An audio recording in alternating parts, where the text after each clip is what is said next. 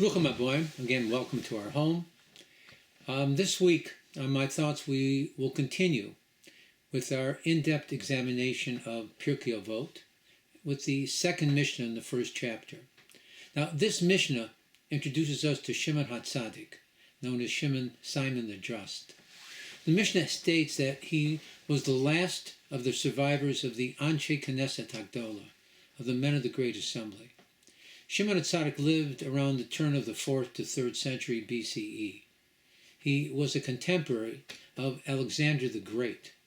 Now, he served as the Kohen Gadol, the high priest, for 40 years. He was an important leader during the period of Alexander the Great's conquest.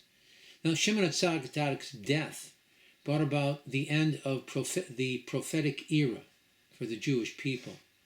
Now, Shimon HaTzadik's most well-known saying is that the world stands on three pillars: Torah, Avoda, and Gemilut Chasodim, the study of Torah, prayer, and acts of kindness. His message was that one is required to be a total Jew. We do so by making a commitment to all three of these pillars, which connect us to the three garments of the soul, which are even greater than the soul itself: thought, speech, and action. When a Jew engages in all three of these activities, he is in essence engaging his being in all levels of serving God. He is thinking, speaking, and performing acts of Judaism. In the study of Torah, the intellectual process of thought is primary. In Avoda, in prayer, speech expresses the inner thought, since without speech, prayer is considered invalid. And Gemilut Chasodim is the culmination of both the thought and speech that leads to action, since without action, the other two are left without meaning. In Kabbalistic literature, this Mishnah is not only ethical instruction, but a cosmic map. Now, the three pillars represent the channels by which divine light flows into creation. Torah, Avoda, and Chesed correspond to the spherotic structures and processes of tikkun, of rectification. Torah is the blueprint of creation. It's rooted in the sphera of Chokhmah, wisdom. Now, the Zohar teaches us that the Holy One looked into the Torah and created this world. Thus, Torah is the intellectual and spiritual DNA of existence. Lurianic thought places Torah study as the act of reconnecting sparks to their source in Chokhmah, restoring the divine order. Now, these three pillars connect us to our forefathers: Abraham, Yitzchak, and Yaakov, Abraham, Isaac, and Jacob. Now, Abraham Avinu was the trailblazer. He was the paradigm of kindness, chesed. As we read in the beginning of the portion of Vayera, with the story of the three angels who were disguised as wayfarers, though it was the third day after his circumcision, a day known to medical science as being the most painful after any surgical procedure, in addition to the swelling, which is often at its highest point around this time. Nonetheless, Abraham welcomed these three strangers into his tent. Yitzchak Avinu, Isaac was willing to give up his life when his father brought him up as a sacrifice at the Akedah. His attribute was Avoda, prayer, as it states in the portion of Chayei Sarah, that Yitzchak went out lasuach basadeh, to pray in the field. He went out to the field to pray for a wife. Immediately as he began his prayer, he saw Rivka approaching with Eliezer, the servant of Avram, who was bringing him to her as his bride. Yaakov Avinu, who many of our commentaries consider to be the greatest of the Avot, is connected to the Torah. He is referred to in the portion of Toldot as Ish Tam Yosheb Oholam, a perfect individual dwelling in tents. Each of our forefathers bequeathed to us their traits so that our collective DNA would allow us to become the chosen people. Now, in the Talmud, in the tractate of Yuma, it relates a moving account of Shimon HaTzadik's encounter with Alexander the Great. It seemed that after Alexander's army arrived in Israel, the Chutim, others say that it was the Samaritans, maliciously informed him that the Jews were revolting against Greece. they asked Alexander to help them destroy Jerusalem and the Holy Temple. Alexander marched on Jerusalem with his mighty army. Shimon HaTzadik, dressed in his ceremonial white garments of the high priest, came out of the city to greet him. He was accompanied by 70 other priests, all dressed in white garments, with torches in their hands. Together they walked to greet the visiting Greek emperor. When the two parties met on the road that led to Jerusalem, amazingly, Alexander dismounted and bowed to the ground before Shimon HaTzadik. You can well imagine his generals were astonished. Alexander the Great, the world conqueror, was now bowing down before a Jew. He explained to all of those who were in attendance, every night, before a battle, he would have a vision. And in that vision, an angelic figure would appear in his dream and assure him of victory. Well, the person in his dream was now standing in front of him, Shimon HaTzadik, dressed in his ritual white clothing. Shouldn't he bow? Alexander spared the city and freed it from taxes for 1 year. Now, as a gesture of his appreciation, Shimon HaTzadik told Alexander that all male babies born in Israel that year would be named Alexander. This is the reason that even today there are men whose Hebrew name is Alexander. In fact, I personally know of 3 people who have the name. According to the ancient sage and historian Ben Sira, Shimon HaTzadik saved the nation from her enemies on more than one occasion. He also fortified the walls of Jerusalem. Ben Sira also describes Shimon HaTzadik's exit from the Holy of Holies on Yom Kippur in beautiful imagery. States as the image of a rose shimmering on a crystal goblet in the bright sunlight. Now, these words are a part of the Musaf prayer on Yom Kippur. The Medrash tells us that Shimon HaTzadik served as the high priest for 40 years. The Talmud in the Tractate of Yuma states that during his tenure, many miracles occurred. Among them was the total forgiveness of the Jewish people on Yom Kippur as signified by the ritual of the scapegoat. Now, this ritual required 2 identical goats. One was offered as a sacrifice on the altar in the courtyard of the temple. The other was sent out to the wilderness, where it was thrown off of a cliff. Now, by lottery, he would choose which was which. During his 40-year tenure, the goat on his right side, the side of kindness, would always be brought up on the altar, a sign of God's benevolence. This was not the case after he died. Now, as part of the ritual, a red scarlet yarn was tied to the horns of the second he-goat that was sent out to the desert.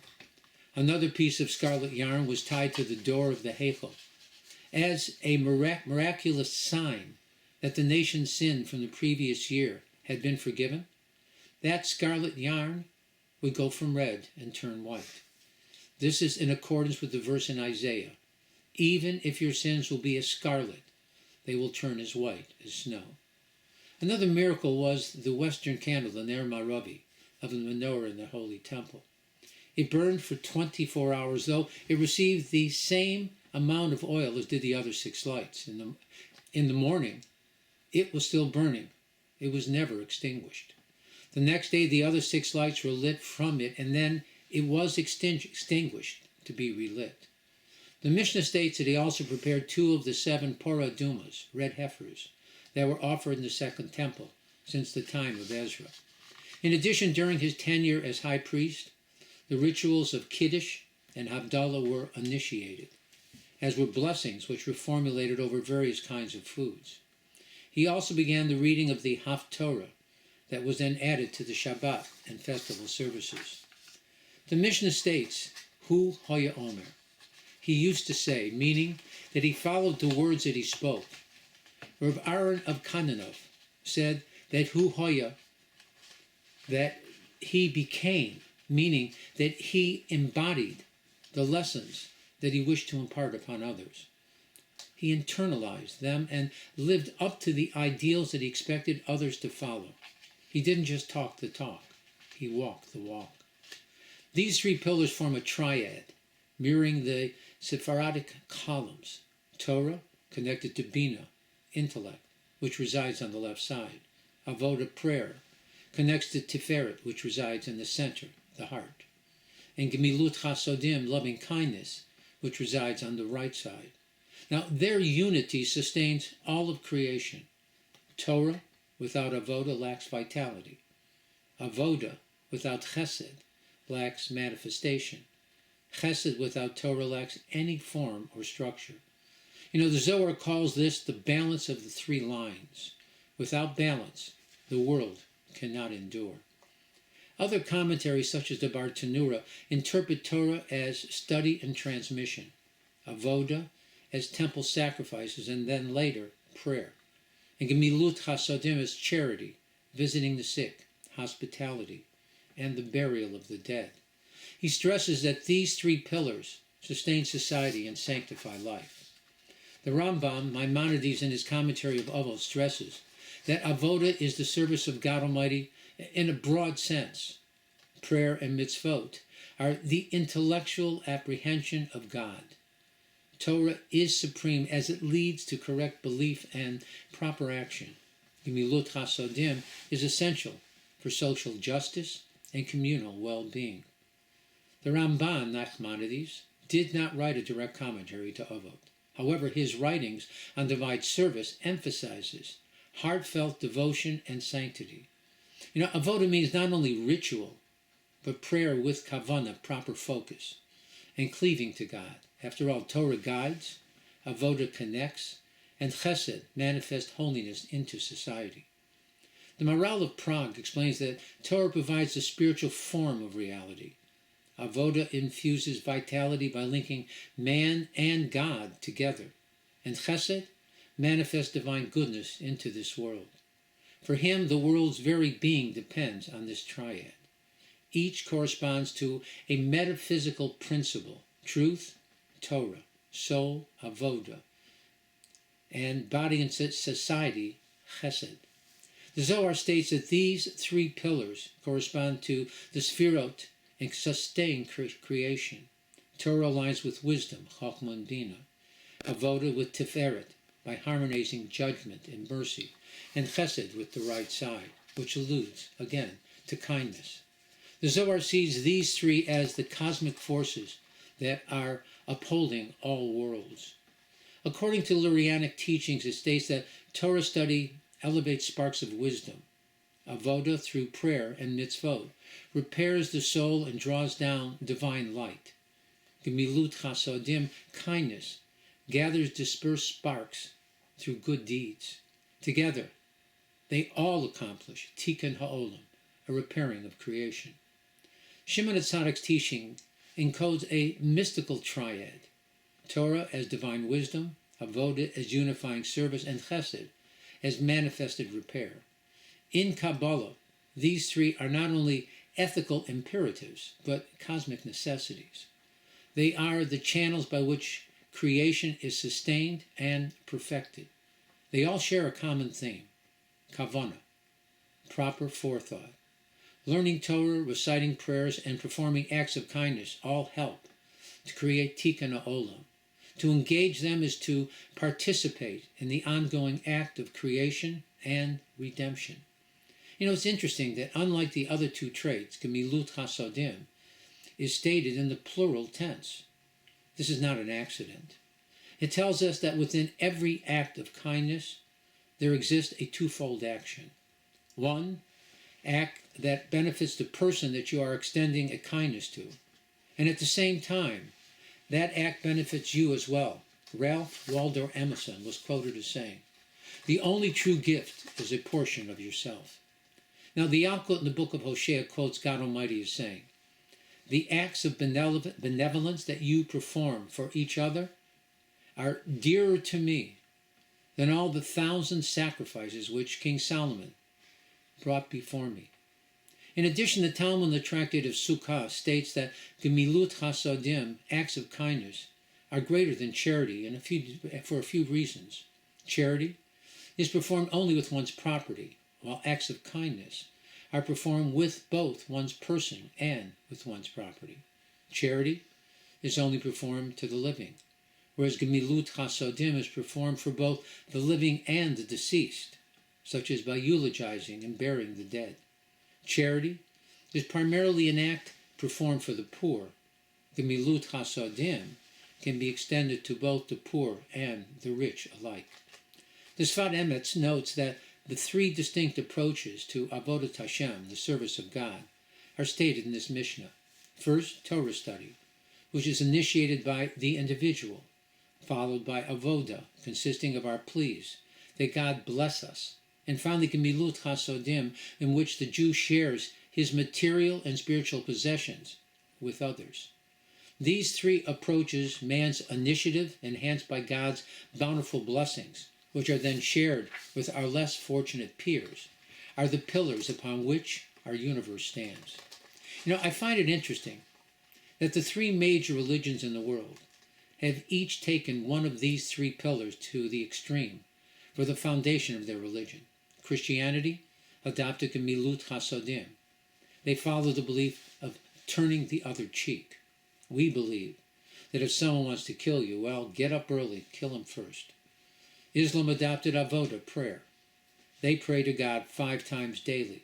We only pray to God 5 times on one day of the year, Yom Kippur. The Eastern religions adopted the mystical approach to Torah, Kabbalah.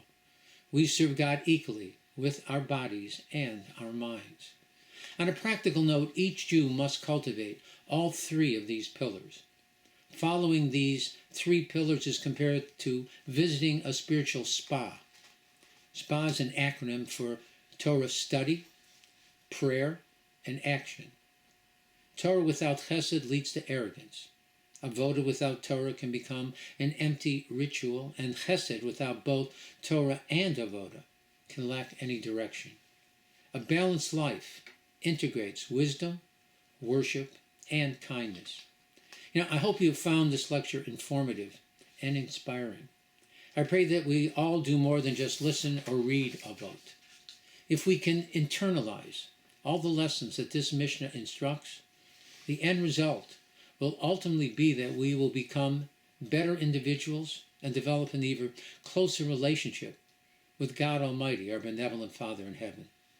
Next time we get together, God willing, we will continue with the third Mishnah in this chapter.